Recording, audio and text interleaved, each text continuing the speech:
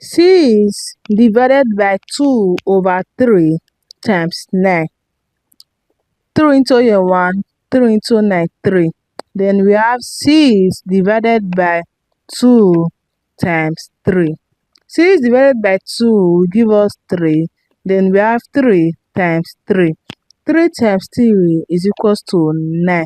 9 is the wrong answer to this question because we have to solve division first before solving multiplication, because division and multiplication have equal priorities, so we must work from our left to our right.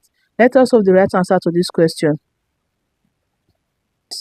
First of all, we are going to work with C is divided by 2 over 3 using the rule of KCF. K stands for keep, C stands for change, and F stands for flip.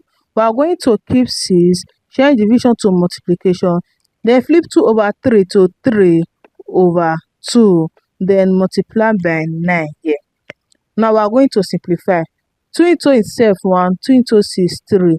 Then we have 3 times 3 times 9. Now we move from our left to our right. 3 times 3 will give us 9. 9 times 9 will give us 81. 81 is the right answer to this question. I hope you find this video helpful. Please don't forget to like, subscribe, and comment. Thanks for watching.